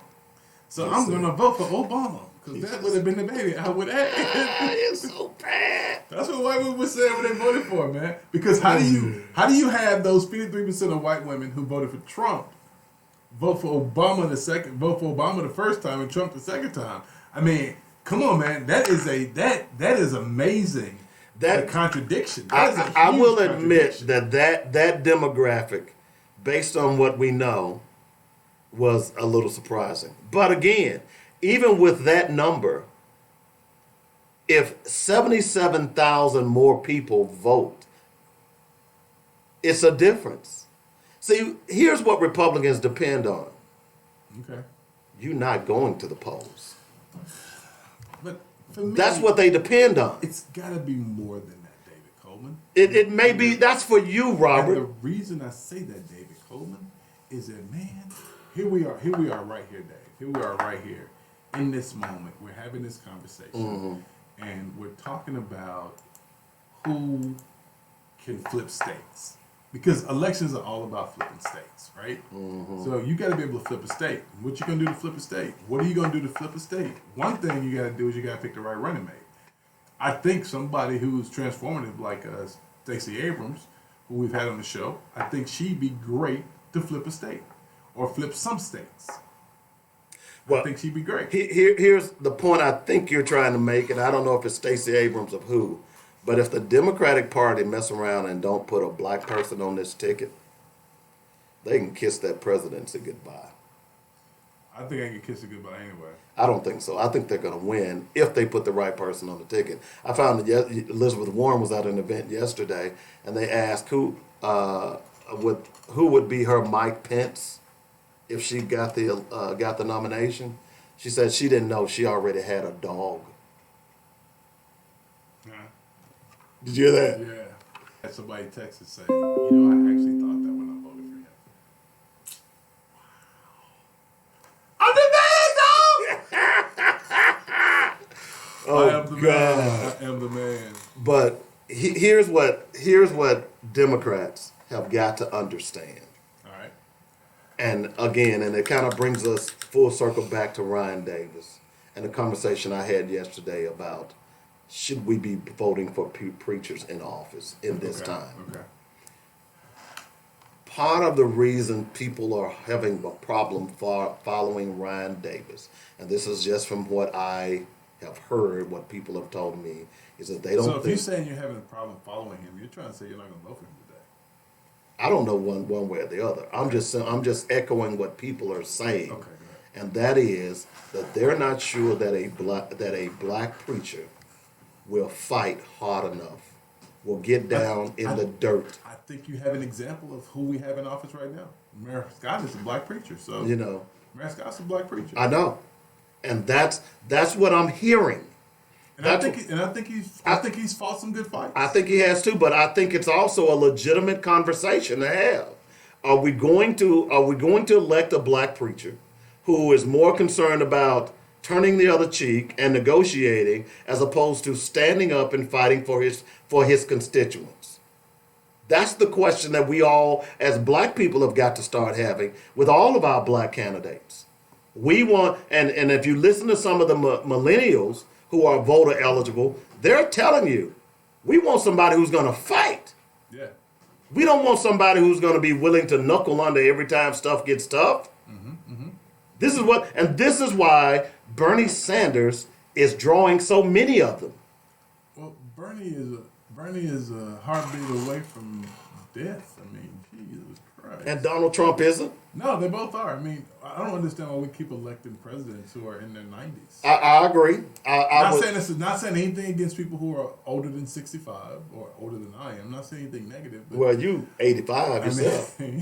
If we want to have some progressive thought, we got to start electing progressive people. Well, it's pretty clear. And you don't have to, and your age does not dictate whether you're progressive. Because Bernie is progressive. He's very progressive. He's somewhat progressive. Okay. He talks progressive. I don't agree with everything he says, but Bernie is. Look, if I had my druthers, it would be Elizabeth Warren.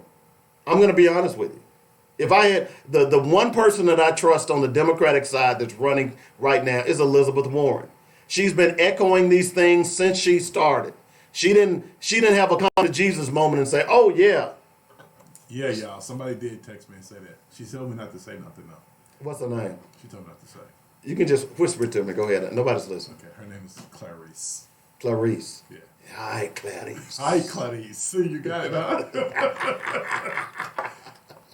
But I'm just saying, it's just, I think black people ought to be independents, and they ought to demand that, I mean, think about it from this perspective.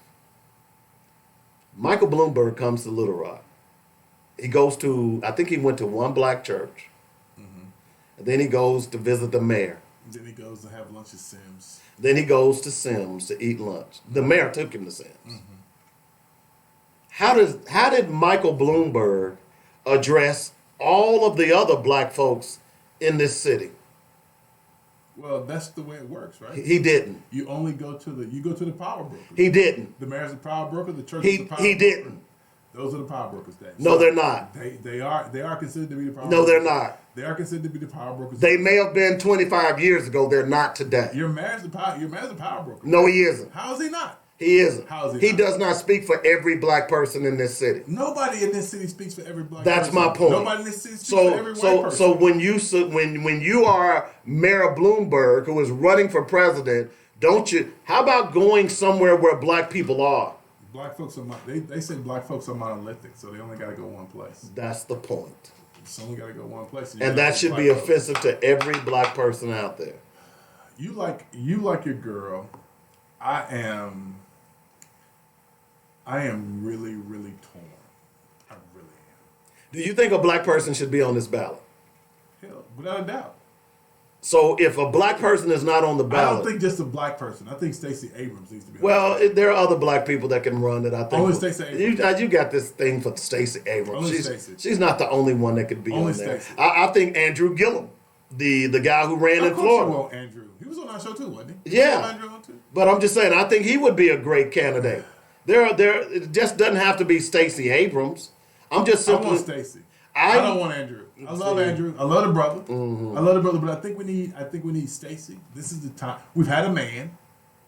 We've had a man already. Look, we're not. Who cares? Well, because we are not gonna have, because we have to figure out a way to get that 53% of that 53% of women who voted for Obama because he could have been their baby. White women are not gonna vote for a black woman.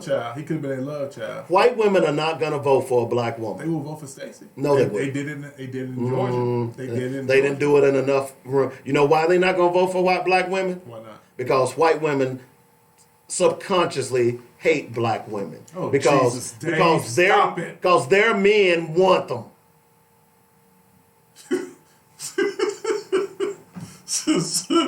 I got a text. Somebody said, "What about the gay one that's running?"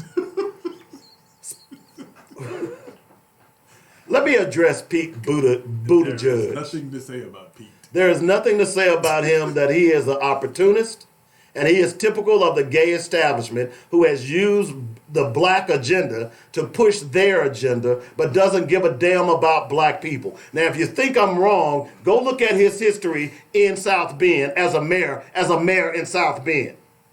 I rest my case. That's all that needs to be said about him. And let me just say this.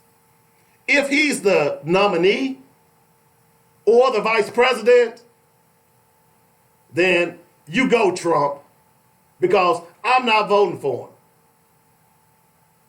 Period. End of story. And you can say, oh, well, Dave, that's just wrong. No, it ain't wrong. He's no better than a Bloomberg. Here's a guy, look, I read a piece on him this morning. He's no better than Bloomberg. Go see what he did in Indianapolis, in South Bend. Go, and by the way, wasn't Indiana the same city that Mike Pence was the governor? Now dig this now. Let's dig this. I need you to dig this real quick. Stacey Abrams and Brian Kemp. 2018 gubernatorial election, state of Georgia. You ready? Mm-hmm. You sitting down? Gonna blow your mind. Didn't I blow your mind this time? Didn't I? 1,978,408 votes for the Republican, Brian Kemp. Mm-hmm. For Stacey Abrams, Democrat, Georgia, House Minority Whip, 1,923,685 days. That is unprecedented. You get that, right? Pull up the Florida election, the governor's election. The lieutenant governor's election. He ran for lieutenant governor. No, he ran for governor. He ran for governor. I thought he ran for against lieutenant Ron DeSantis. So what you trying to say? What did you not like those numbers? Were they not good enough for you? That's Georgia. Jesus Christ. Okay. Look, I think Stacey Abrams is a good candidate. But I don't necessarily mean... Here's the bottom line. You better put somebody black on this ticket regardless of who they are. I needed to be... I can no longer vote for an all-white ticket no more. No, neither can I.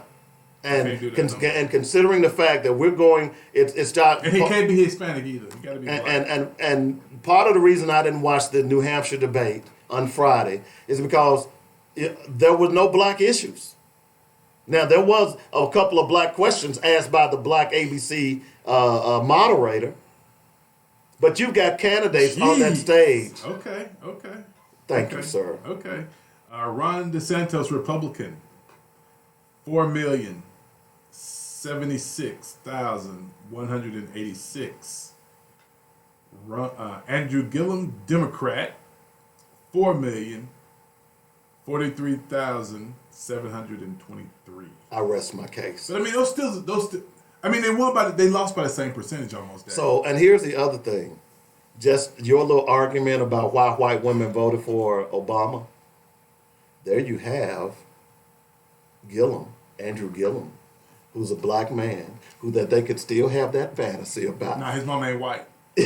But they can look. His mom ain't white. No, it don't matter. It don't matter. No, Plenty of them have fantasies about their black boyfriends. Those older white women were saying, I know that if my girl went off and got pregnant by one of them colors, he'd turn out to be Obama.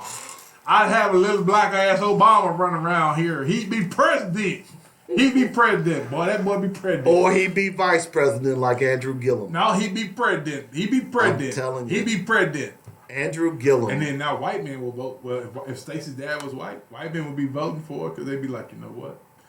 If Shanae, when I was in college, yeah, if I had a baby, that's what she would have been. That would have been her. That would have been her. She would have been Stacey Abrams. You are just so sick. I'm being serious, man. I'm telling you, you the believe same it. principle applies. I have confirmation here that I am correct. So voted for Obama. ask your friend, would she have the same attitude with Andrew Gillum? No, she would. No, she wouldn't. His mama ain't white. He black. Yeah, it don't matter. No, it's a difference. Obama's mama was white.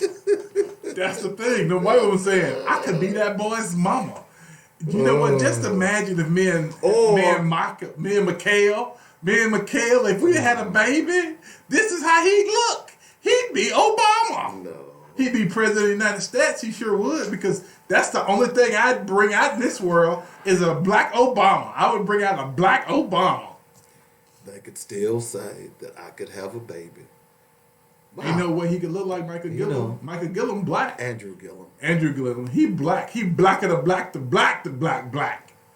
Why you hating on him? I'm not hating him. Just being truthful. He's not Obama. People was looking at Obama going, you know his grandmama white too. Obama grandmama white, his granddaddy white. That's why his granddad probably was saying, look there, boy. See what I'm talking about? If you have a baby with a white woman, turn into president, boy. He be president. He be president around here. That's why we got to keep him apart.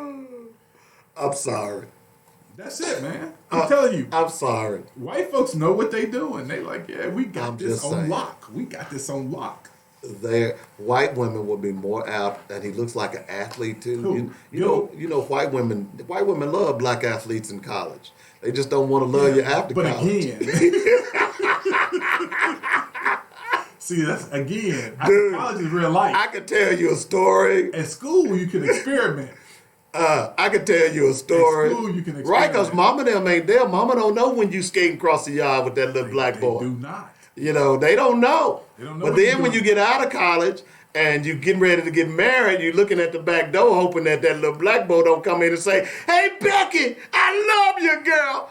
I love you. What about all the time that we had together? See, they don't know. See, when the white girl, when you're in college and the white girl's knocking on the door going, it's Harriet. I was about to give you some freedom. Oh gosh. Totally different ball game, man. Totally that just brings up a story of my college days that I won't say on that Facebook exposed that very my bad, Mom. Don't go nowhere. My bad, Mom.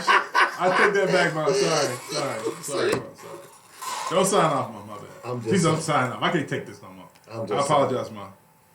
I'm just saying, though. I think Andrew Gillum would be the best person.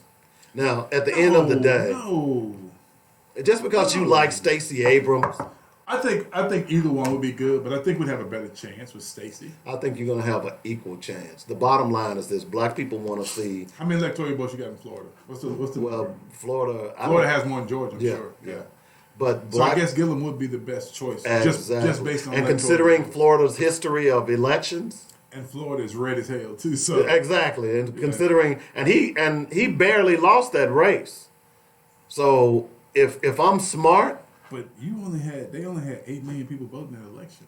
I know. Now here's the other thing. You see what we're discounting now is Puerto Rico. Okay, and a whole lot of them have moved to Florida. Florida's about to be flipped, bro. Yeah, I don't think so. If you look at these counties in Florida, it's too red. But again, you're seeing red, but you're not seeing actual numbers. You got to delve into the numbers. Yeah. And for Gillum to get those types of numbers, those counties were pretty close to being flipped. And you've got to get someone in there who can flip those counties. And you got to also get someone who can motivate black people to go to the polls. Now, Stacey Abrams or Gillum, one of the two, they're fine. But I tend to believe that Gillum would be the better one because of the state that he's from, and that's Florida. Okay, so if you look, that's what I'm saying. Okay, if you look at Florida, you got 67 counties, and looking at this map, you only have 7 counties that are blue. Mm-hmm. That's it. The rest of them are red. Mm-hmm. Right. So, I mean, why he be good? I don't know. But when you look at the breakdown of those numbers, You mean breaking them down by county? By county, and even the count that both Gillum and DeSantis got, both of them got 4.1 million voters. He didn't lose by that much. So that says that although he could have lost the county by 20 votes or 10 votes for that matter. So although the graphical interpretation says this county voted red, when you look into the numbers, which a lot of us don't do, that's where the rubber meets the road. You understand what I'm saying? I'm with you. That's where the rubber meets the road. And I tend to believe that when it's that close, a vote here or a vote there, that makes a huge difference, in my opinion.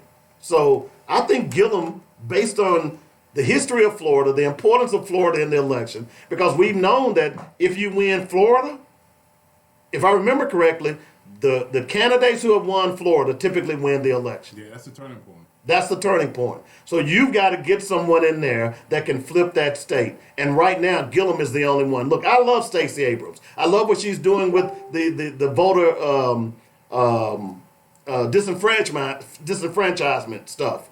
But at the end of the day, you got to learn how to play politics. All right? And Florida is a bellwether state. You got to win Florida. And with the numbers that Andrew Gillum put out, the candidacy that he ran, Andrew Gillum, in my opinion, has got to be on this ticket. Now, these white people in the Democratic Party, they can go and put 2 white folks on that ticket all you want. Okay, you do that, and you're going to lose. Let's be realistic, right? So you gotta have somebody who can turn some counties. Exactly. Or who can turn some states, rather. So if you had to pick, I mean, who would you pick? I mean, you got to have somebody who can turn those states, turn those counties. I think Gillum can do it. He's from the South. Well, I think you need somebody who's more transformative than Gillum. And while I would love for it to be one of those two, I think you need someone who has a higher profile. And who would that be? I don't know. That's the tough part. I don't know. But those, and here's the other thing. Those are the fresh faces. Okay? Yeah. What you're hearing, especially from a lot of young people, is that we're tired of the same old, same old. Right. Okay? So if you're Bernie Sanders, let's say Bernie Sanders wins the election. Well, would you not be supportive of your boy Booker? Hell no. No? Under no He's circumstances. running that love campaign. Okay. He's out already, though, right? Yeah. He's out already. You wouldn't be supportive of Camilla? No. No? But wouldn't she be somebody who could cross over by her having a white husband? Wouldn't she be able to get some votes? No, that's a legitimate question. No, seriously, that's legitimate. By her having a white husband, wouldn't she be able to cross over to the white mainstream? No? Okay, so let's move on to somebody else. White people are going to vote. The problem that the Democratic Party has the thing is black people voting. Well, no, not really, though. If you look at it this way, right? So let's go get what's there. Let's find somebody who appeals to what's there already, right? Maybe we can find somebody who's a nice moderate, someone who's in the middle. Andrew Gillum. Andrew Gillum's not a moderate, though. Look, if you don't put a black person on that ticket, I'm saying, and yes, you better a black put somebody person on there from the South. If you go up and put somebody from the Midwest or the North, you can forget about it. You need someone in the South. I don't and disagree. Andrew, and whether it's Stacey Abrams I don't disagree. or whether it's Andrew Gillum. But that's the only 2 options you're giving me. Well, can you name another that has a profile? But you're giving me 2 people who've lost. Give me somebody. What about your girl? Cortez. Who? Cortez. What's her name? From New York? Alexandria Cortez? What about her? No. Mm-mm. No. What about your girl from Chicago? No. Why? They need Andrew Gillum. Why are you on Andrew Gillum? If you pick an Andrew Gillum like that, I'm taking Stacey Abrams. Because so I tell you what we do. No. I tell you what we do. Tomorrow, you come in here with reasons for yours. I'll come in with reasons for mine. Okay. Because I believe I believe she's a better candidate. Cliff says, "What about Kwaizi and Fume?" Did he die? No, he just took John. What's his name? Seat. He won the election for that. John Conyers. Not Conyers. Yeah, the guy that just died. Yeah, I can't think of it. Marilyn Mosby out of Baltimore. That would be interesting. Marilyn Mosby, the prosecuting attorney out of Baltimore. No. Or is she the attorney general? No, she wouldn't know. No, I don't think that would be a good one either. And she's not high profile enough. I don't think that would be a good one either. And you need somebody people to rally around. I don't think she's I'm gonna do my little research on. I don't think anybody's gonna rally around Stacey Abrams. I'm taking Stacey Abrams. That's what I'm taking. I know why you're taking Stacey. Why? I just know. Oh man, that's terrible. I love Stacey. I think Stacey's great. She did our show. She came in. She did our show. She did our show twice, though, didn't she? Mm-hmm. She did our show twice. Yeah. Good person. No ifs, ands, or buts about it. Love Stacey. My girl, Stacey. If you're listening, shout out. Good person, no doubt about it. Yeah, much love, Stacey. Much love. Jamu Baraka. Well, that does sound like Barack. No. Jamu Baraka? Yeah. You need to find another candidate with a white mother, and then we can get that crossover vote. Just saying. Dude, why do you laugh? I'm being serious. Read your quote. We already got confirmation. Will you just read your quote? Golly. Dude, why are you hating? No, read yours first. I gotta find one. Oh gosh. Did you do this show how often? Once a week. Yeah, it's beginning to sound like it. Gosh. All right. Here's my quote of the day. This is an African proverb. When there is no enemy within, the enemy outside cannot hurt you. There you go. Really? That's all you got? Oh, I got plenty of them, but that was just all right, go ahead, one more. Gosh, Robert, how many did okay. To me, this is bigger than football, and it would be selfish on my part to look at the other way. There are bodies in the street, and people are getting paid leave and getting away with murder. That was Colin Kaepernick. Here we go, right here. You ready? Mm-hmm. If the Negro in the ghetto must eternally be fed by the hand that pushes him into the ghetto, mm-hmm. he will never become strong enough to get out of the ghetto. That's my man, Carter G. Woodson. Carter G. Woodson. I knew that. All right, folks, we got to get out of here. Hope you enjoyed the show. Make sure you're spreading the word, and also catch the podcast. I'll be uploading it here in just a moment, and hopefully we'll hear from you tomorrow as well. Robert? Hey, Mom, by the way, I apologize for Dave and all that little silliness he did. Will you please forgive him and don't sign out? We won't do it again. Maybe not. Hey, invest in your own community. If you don't, nobody else will. Peace. Did you just lie to your mama on the air? Dave, about something that I did that I didn't Dave, do? Lord have mercy. Dave. I just hope you don't have a Hot Wheel track hanging around the house when I you just go hope home. she doesn't get you. Pray for him, please. Pray for him. Pray for him. All right, we're out of here. Y'all have a good day.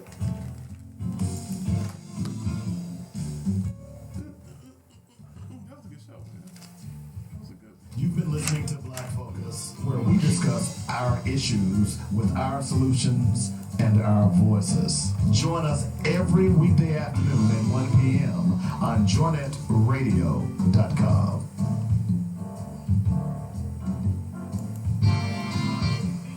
Oh, man.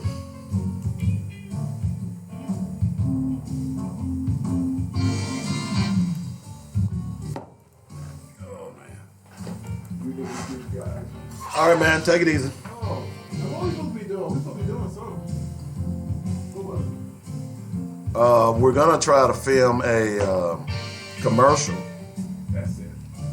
So let's pick a day when you can come and get gussied up